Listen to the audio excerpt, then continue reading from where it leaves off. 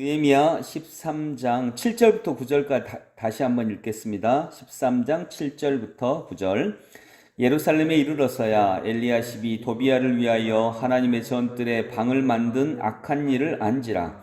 내가 심히 근심하여 도비야의 세간을 그 방 밖으로 다 내어 던지고 명령하여 그 방을 정결하게 하고 하나님의 전의 그릇과 소제물과 유향을 다시 그리로 들여 놓았느니라. 아멘. 느헤미야가 12장까지 성벽 낙성식을 거행하고 이제 완성합니다. 그래서 이제 성벽이 이루어진 걸 굉장히 축복하고 축하했습니다.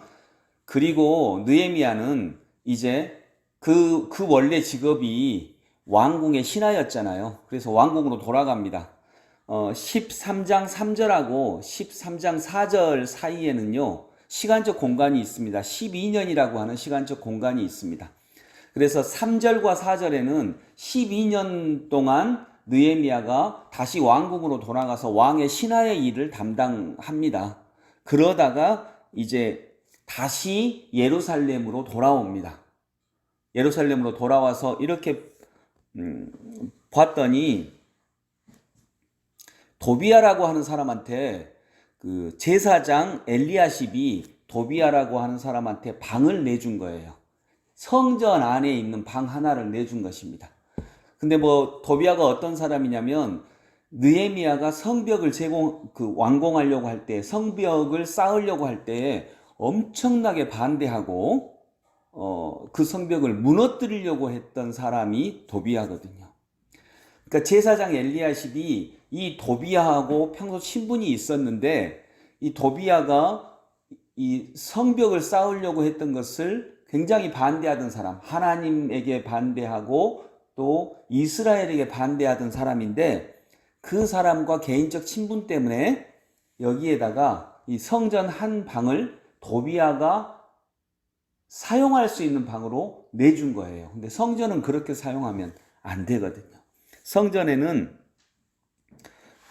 여기 말씀처럼 성전에는 그 방은 원래 소제물과 유향과 그릇과 레위 사람들과 노래하는 자들과 문지기들에게 11조로 주는 곡물과 새 포도주와 기름과 또 제사장들에게 주는 거제물을 두는 곳이라. 그러니까 성전에서 사용되는 공간이었는데, 그 방 하나를 비워서 만일 가난하고 헐벗은 사람을 도와주는 방으로 했다 그러면 아마 이렇게 얘기하지는 않았을 거예요. 그런데 충분히 권력도 있고 충분히 다른 곳에 방도 마련할 수 있고 먹고 사는데 문제가 없는 도비야라고 하는, 더구나 반 이스라엘 정책과 반 하나님에 반하는 정책을 쓴 사람에게 성전의 방 하나를 내준 일을 제사장 엘리야십이 했던 것입니다. 그리고 12년 만에 돌아와서 느헤미야가 이제 그것을 알게 됩니다. 그 사실을 알게 됩니다. 7절에 보니까 예루살렘에 이르러서야 엘리야십이 도비야를 위하여 하나님의 전뜰에 방을 만든 악한 일을 안지라. 이제 돌아와 보니까 이렇게 된 걸 알게 된 거죠. 8절, 내가 심히 근심하여 도비야의 세간을 그 방 밖으로 다 내어 던지고. 이제 그래서 그 도비야가 자기가 일을 보기 위해서 또는 살기 위해서 그 방에 놓았던 모든 물건들을 전부 다 집어 던져버립니다. 그리고 명령하여 그 방을 다시 정결하게 하고,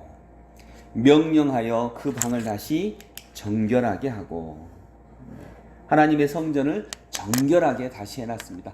마치 예수님께서 채찍을 휘두르시면서 성전을 정결하게 하신 사건을 생각하게 하는 그런 구절입니다. 그래서 오늘 되새길 말씀은 명령하여 그 방을 정결하게 하고. 성전은 거룩한 곳입니다. 성전답게 이용되어야죠.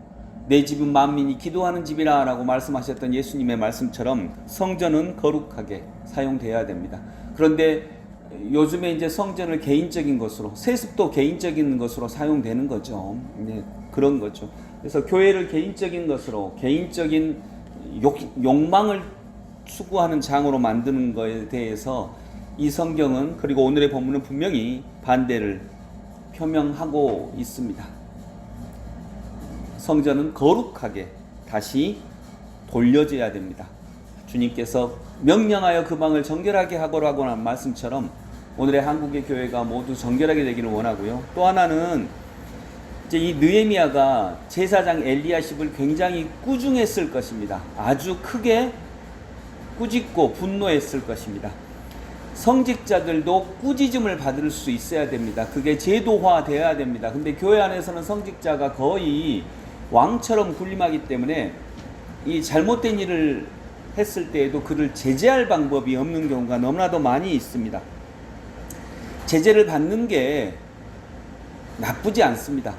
이렇게 된 게 엘리야십을 위해서도 좋습니다. 그렇지 않았다면, 느헤미야로부터 이렇게 제재를 받지 않았다면 엘리야십은 나중에 하나님께 더 큰 벌, 더 참혹한 결과를 만나게 됐을 것입니다. 그런 면에서도 느헤미야가 적절한 때에 제동을 걸어준 것이 엘리야십을 위해서도, 성전을 위해서도 더 옳은 일이라고 볼 수 있겠습니다.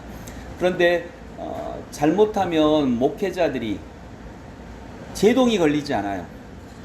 제동이 걸리지 않기 때문에 이 일이 이제 계속 진행이 되는 거죠. 그래서 요즘에 뭐 검찰도 권력이 너무 많기 때문에, 권력이 많은 데는 제재를 받아야죠. 감시를 받아야죠.